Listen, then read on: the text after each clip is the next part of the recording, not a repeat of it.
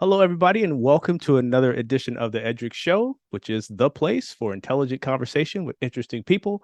I am your host, Eddrick Jerome, and I'm pleased to announce that the Eddrick Show podcast is now available on most streaming platforms, including Spotify, Apple Podcasts, Google Podcasts, and a host of others. Just search the Eddrick Show on your favorite platform, and please subscribe to our show. Today's episode, we continue our series focusing on short filmmakers and producers of note. My guest today is Jordan Skipper. He is an award-winning filmmaker, writer, and producer based out of the San Francisco Bay Area. Through his production company, Our Time Films, Jordan and his team of creatives have produced several award-winning films, and their mission is to tell cinematic stories that are thought-provoking and spark the genius in all of us. Jordan, welcome to the show. Hello, everybody. Thank you. Thank you for having me on board. You're very welcome. You're very welcome. So first question, I mentioned you grew up in the Bay Area, but maybe tell us a little bit about where you grew up and when did you develop your passion for filmmaking? So I grew up in Alameda, California, and I still live here till this day. I mean, I lived in other places. I went to Davis for college, and I actually had a whole career. So from Alameda, chasing the football dream, striving to be in the NFL, to playing at UC Davis, walking on to the UC Davis football team, and then getting a degree in finance, and then going a whole financial route in my earlier career. And then from there, started making some money and traveling. And then I picked up a GoPro and iMovie, which is on everybody's Macintosh or Apple computer, and started recording my traveling trips. And from there, just really fell in love with making videos and just started learning the nuances, lighting, camera, because that's where I'm at now. But before, it was more like I just want to make as many videos as possible, and I just fell in love. Right on, man. So I got to ask, what position? Football? Safety. Safety at Davis, receiver at Laney. Oh, okay. First went Okay. to Laney. Right Yeah. on, man. Yeah, that's a pretty important position to play. One Mm-hmm. of the most underrated positions, in my opinion, is The safety, man. safety, yeah, Yeah. oh You got yeah. the most to cover, right? I mean, Last line of defense, you're right. always around, but you're kind of free to roam, and that's kind of like my style of filmmaking and stuff. I like to be free to roam, but I'm always there if you need me. I got you. So we talked a little bit about it, being from the Bay Area, but to me, there's something about the Bay Area that just it fosters creativity and acceptance of various types of artistic endeavors. So, what is it about the Bay that's helped you foster your creativity and your artistic spirit? I want to say it is the connectivity to diversity in a way. I don't know if everybody has the same experiences that I do, but I have, I feel like I've lived in Mexican households before. I've lived in my own households. I've lived in middle class white people's households, Asian people's households. I've just been around so many different races and so many different stories, and maybe like some stories I shouldn't know about, and experiences from being in the Bay Area, that being able to take those different that melting pot and to tell a story is what I think has helped me personally, you know. And then the Bay has always just had art has always been our soul. It's always been our way to communicate, and even now, even with technology, it's always been just a way that we express ourselves.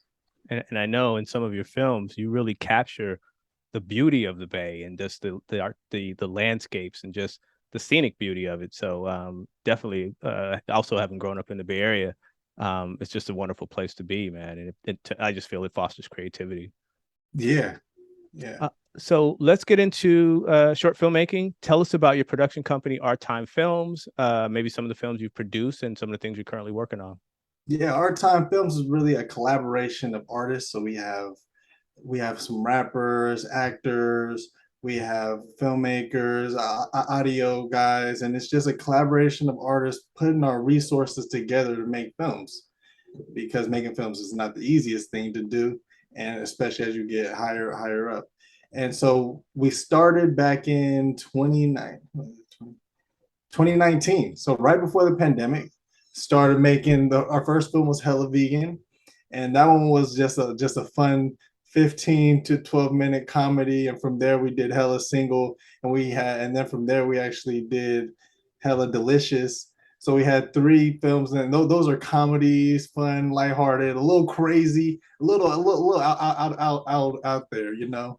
And then we have Divine Living Part One, Part Two, Part Three, and those are our hood dramas. And we're just telling a story about somebody making his way out of a crazy situation. Hmm. So yeah, we got those two. And you currently working on I think you're filming it now, or you maybe just finished filming it. Tell us Gold. about Gold. Yeah, yeah. Yeah, so Gold, we're working on Gold in the editing process right now of Gold, and it's going to be about 28 minutes, a short film, and it's about going for your dreams. But it's told in the archery world, and we bring archery to urban environments. So you know, we have like a very urban community with the bow and arrows out there in Oakland.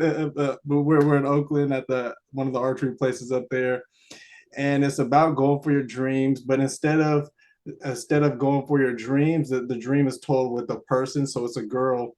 But while you're going for your dreams, not forgetting that they're to enjoy the work along the way, and that work is told through the man's best friend. And we have action, we have fighting. It's pretty interesting. Looking forward to it, man. Can't wait Yeah, to see it. yeah. And I know the editing process is like every day, right?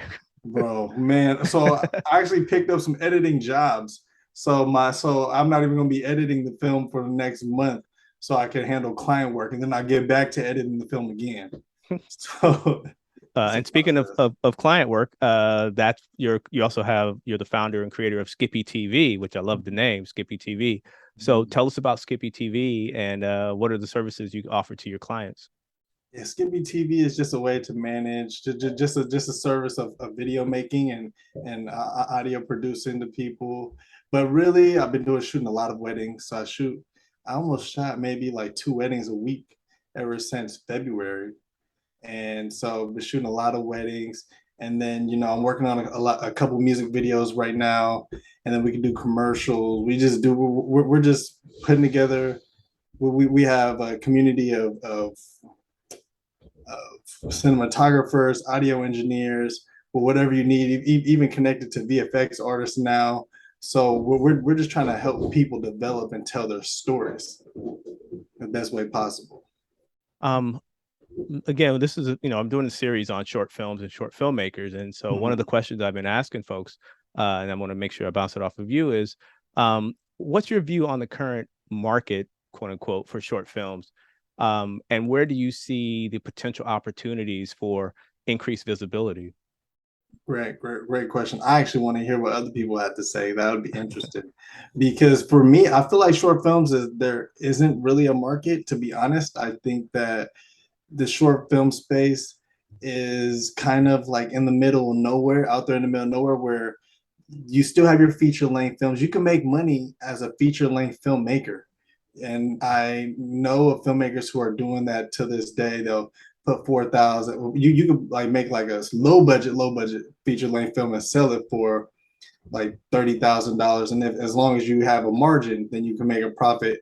And then, but a lot of people with Netflix and the Hulus of the world like to binge watch, and they like more like episodic stories. And then when we're thinking about short films, it's just that space that's kind of lost in the middle of nowhere. But I think that if people's attention spans are continuing to decrease and nobody's going to the theater anymore, that potentially short films will have a space, but I just don't see that today. Yeah, it's interesting because there's so much great content out there in that short film world that Mm-hmm. having access to it in the different streaming services, my opinion, I don't know if they promote themselves enough or whatever, but that's why I'm doing this series on short films, because I want to bring awareness and attention to this just wonderful place to get great stories, beautiful stories, interesting Right. characters, great content like what you're producing. So that's why the Eddrick show right now is focusing on and doing the series on short films. That's awesome. um, Let me now ask you about your team. It takes a team to produce. You mentioned it, develop, and complete short film projects. So, what's your collaboration style with your team? It's a lot of trust and a lot of communications. and a lot of just bumping our heads around in rooms or on sets or just practicing until we figure it out. Hopefully that makes sense, but that's really what we do. We just I trust my team and I give them the full faith of trust, but as a safety would, I'm Mm-hmm. always there, the last line of defense. If I see somebody is missing their assignment, and I know that that's a weak spot, and then the offense attacks that spot, I'm be ready to cover. So I can do a little bit of everything, and I think that that's what helps. But I do trust my team to fully engage and to do what they can do. In addition to all the other stuff you're doing, you're a busy man. You're also the organizer of the Timeless Film Festival, which you produce and put on twice a year. Now, it's not just an annual film festival; this is twice per year. So, um, what are some of the things you learned about organizing this film festival, and how are you ensuring that it continues to grow and develop? I mean, honestly, where should I start? I'm learning to this day. This is like, I remember my first year of filmmaking, how many things, how so far off I was. I'm kind of in the same boat with when it comes to the film festival because there's so many things I want to do and I want to incorporate. I want it to be a place that people feel very organized, and I wanted to have the red carpet and the photo booth, and I want it to be this grand spectacle that people go to and enjoy, and that all takes time, takes a lot of money, takes like a couple donations from a couple of people and a team. And but so I'm just learning about these nuances and really like organizing a an event that doesn't feel dragged out by having like nice breaks and by bringing people in to communicate and keeping it interesting and finding different ways to tweak the schedule to where it stays interesting and keeps people engaged. So there's a lot of different things. The whole thing is a learning process right now. And we just created a whole new logo. So we're rebranding the logo and may possibly even consider holding it at a different venue, which may be more conducive and more, it just may bring out a better environment for the filmmakers that come. Awesome. Um, I'm going to switch now and, well, I guess stay on the topic of short films, but now that you have some films under your belt, doing the film festival, what are some of the lessons you've learned as an independent filmmaker in terms of the quote unquote business side of projects? So when I think about this question, I have to tell you or this disclose that I really am an independent filmmaker, and I really do look up to people like Tyler Perry, and I do look up to people like Master P, or if I don't know if your audience is familiar with like a Nipsey Hussle, Oh yeah. or we have this guy in Vallejo, this rapper. So the music world, but we have this rapper in Vallejo. His name is La Russell, and he's doing some big things. But I'm just really into that the way that these people have built their communities and organically to be able to tell their stories, to give their music out, and that's the road that I aspire towards. I just disclaim that to say that I think that on the business side of things, it could get very rough, and you want to, of course, have your lawyers, and you want to have the right personnel on your team, and just kind of go for the best that you could do. But I'm not really out there hoping that somebody saves me. I'm more doing it with the goal that I could build something that I can help other people in the future. Yeah, you mentioned Master P and the brilliance and visionary work that he did is, to me, is he did it all himself. He owned everything. He produced it. He sold Mm-hmm. it, Mm-hmm. which means, when the profits started coming in, he wasn't, splitting it 16 different ways. And I think Mm-hmm. I don't think he gets enough credit for his business acumen in terms of doing it by himself, betting on himself, and he's winning. So that's a great Exactly. role model, man. Master Exactly. P is and Tyler Perry. I mean, you mentioned Tyler Perry. He's in a similar Yes. vein. Yes. Someone who does it on their own, builds, I don't know how many acre studios on his own now. He doesn't need outside capital or anything like that. So I agree with you. I think that's the model, the independent model. Quick aside, I'm a huge Prince fan, and Prince was kind of in that vein Oh, towards was he? the second half of his career, because he was with Warner Brothers, and I won't go off too much of a tangent, but when he was writing Slave on his face and this and that, and we said I wasn't Prince anymore, that was a business move, because they said we own the name Prince, and he said, cool, I'm not Prince, I'm putting out this music. And he said it's better to get $9 a CD than $2 a CD, right? So Exactly. that's I think what you're talking about is definitely something, and something I've learned, just the one short film that we've produced, is making sure we have 100% ownership of Exactly. the content. So definitely, well said, well said. Okay. Well, as we get ready to wrap up, let me ask you now, if people want to get a hold of you, see your films, where can they get information about you, about Our Time, and about Skippy TV as well? So when you might have a Okay. wedding coming up and you want someone talented to take care of your video from your weddings or something like that, where can they get a hold of you? Yeah, so well, I guess we'll start with Skippy TV. You can just contact me on skippytv.com, also on Instagram at skippy.tv.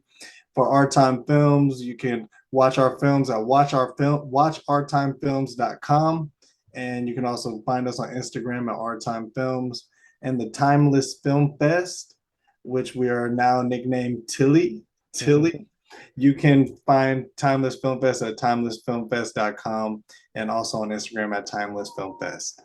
And for our YouTube listeners, obviously, YouTube viewers, I should say, we'll put links to all of Jordan's information in the description, and we'll make sure everybody can get a hold of you to see some of the great movies that you're producing, and also to talk to you maybe about Skippy TV. So, in conclusion, man, I just want to say thank you for coming on. It was a pleasure meeting you. Full disclosure, you were gracious enough to allow us to display blue eyeshadow at your last Timeless Well, Fest. you earned it.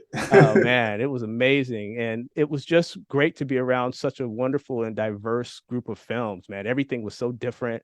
Right. They were just some great stories, some great narratives, some great acting, and then to be involved in that, I just wanted to thank you, because I think you're really onto something, man. And let's get this word out about some of these great short films that are floating around Yeah. out there. Yeah. Thank you for being a part of it. Thank you You're for having me welcome. on today. You're welcome. You're welcome.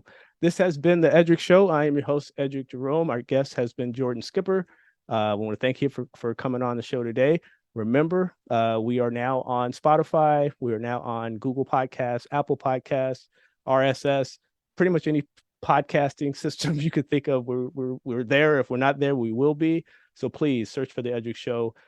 Hit our YouTube channel, subscribe, as we continue to grow this thing up from the ground up. And always, always remember, this is the place for intelligent conversation with interesting people. Thank you for tuning in, and we'll catch you on the next episode. Peace.